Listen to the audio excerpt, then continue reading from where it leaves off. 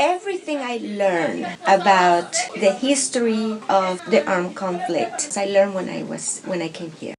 It's like all the bad things that the military government, the elite government was doing, were hidden, and it's like it was not a reality. So I started working for Centro Presente, which is an advocacy organization working with refugees from Central America, specifically Salvadorians.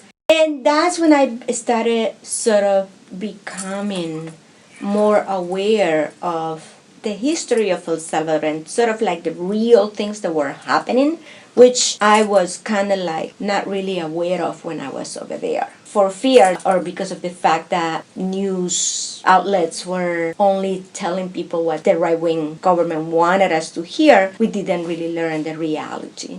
I started to sort of meet a lot of people who have gone through sort of horrible atrocities, who have lost relatives, people who crossed the border on foot, people who have been, their families have been annihilated.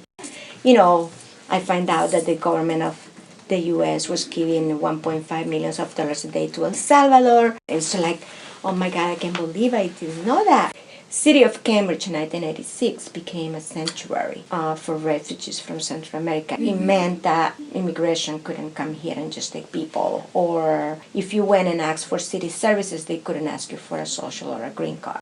I stayed with Centro Presente for 2.5 years. It was a great learning experience. Centro Presente was not just an advocacy organization for people that were fleeing the war in Central America, but also like an organizing kind of place. So I started to participate in rallies here in Boston. We even went to a march in Washington, D.C. to demand like the stop of aid to Central America. I was angry at everybody in the world. I used to walk like with a chip on my shoulder. It's like I felt like a victim. I was a victim of the policies of the U.S. and why people didn't care more about it. Why does the government doesn't care about it?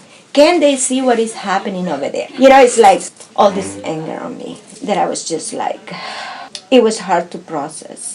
At Centro Presente, we knew that our phones were tapped. We knew that the FBI had come and checked our files, that the FBI had anybody who was involved with the movement to stop the war in El Salvador was being looked upon. It was interesting to see this that the same kind of, political shutdown that was happening in El Salvador was happening here in the United States with any organization that worked with refugees from Central America. So it was like, I was feeling like, okay, so this is happening in El Salvador, but it's happening here too.